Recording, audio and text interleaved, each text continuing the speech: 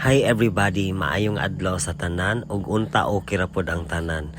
So for today's video, akong ipakita sa inyo ang usa sa mga routine nga akong ginabuhat sa akong mga fur babies karon kuyugi ko ninyo nga ako silang sudlayan. Of course, ang pinakauna na akong gisudlayan kay si Sky. Mao gini siya ang pinakaunang muduol every time na mag-prepare ko og sudlay or kanang mga pangtrapo sa ilaha. Ganahan kaayo ni siya every time na sudlayan siya. After nako siya gisudlayan, ako na sa ring gilimpyuhan ang kaning kilid sa iyang mata, kaning mga naay stain.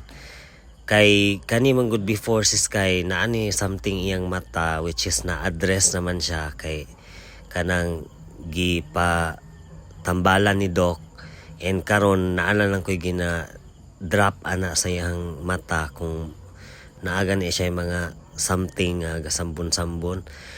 And gisunod na po nako si Olivia. Kani si Olivia murag naliwat ni Sky nga naay something iyang mata mo nang ginabutangan ako drop para malimpyo and dili mag kana ganing tear stain ang kanang kilid sa ilang mata kay unhealthy siya tan-awon. So si Olivia sad ganahan, actually silang tanan ganahan sila sudlayan, mao nang kaning silang Hachi ug si Olivia magkuana sila magatang. Unahon na gid ako si Sky kay siya may naanad unya kung dili sad siya akong unahon guba ang iyang mood ug kaning tulo kani iyang mga anak mao na iyang mahasngan kung magsurang-surang iyahan ang awayon.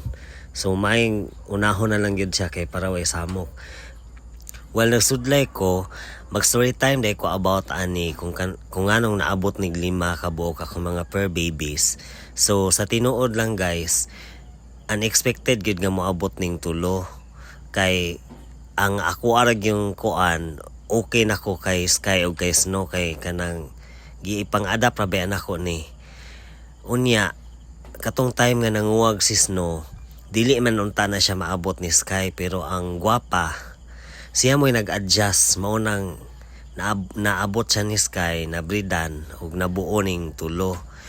Ang initial plan ani is kaning tulo is i-rehome, ipa-adapt once na ready na sila.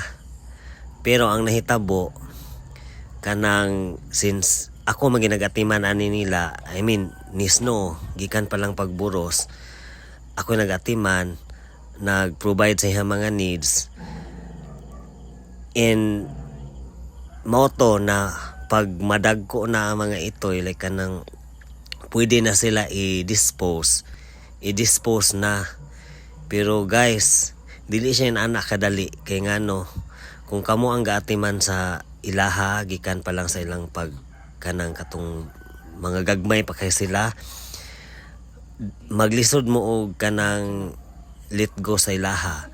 Kanang sa ako grabe pa na akong hunahuna, ako bagyong ikip kay kanang medyo financially struggling siya, samot na akong mga itoy pa kay ang mga vaccine ana nila gikan sa kanang anti-parvo, distemper, hangtod sa anti-rabies.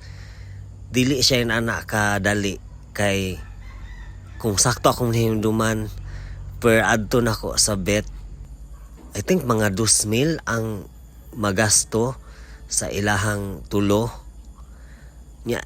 Naapa na sila yung mga gatas kay maluoy masad ko ni Snow nga siya ratanan ang mag-provide og gatas kay kung makita ninyo si Snow dili siya tambok, medyo niwangon siya nga pagka klase sa kanang iro kay dili man gud ni siya ganahan mukaon. I mean tamili ka ni siya pagkaon, mao nang kung mga normal kuan niya kanang dili siya buros o dili siya bag-ong nanganak, dili ni siya kayo gakaon.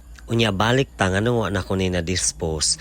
Mao to kong giingon guys nga dili siya dali ma-dispose kay na-attach sad ko sa mga itoy ni every time na mutan-aw sila sa kuha niya akong hinumduman akong initial plan nila, gaka-guilty ko nga kanang ma-feel na ko nga ako silang gitraidor, kung ako silang ipanghatag mo to nga naka-decide ko na ako ang ikip kay once mahuman na ilang mga vaccine and all, annual naman lang ang buhaton so dili na kay siya gasto nya di man pud kayo ni sila kalas og dog food kay mga gagmayon naman ni sila nga klase. Ug mao to guys ang story behind nganong niabot og 5 ako mga fur babies.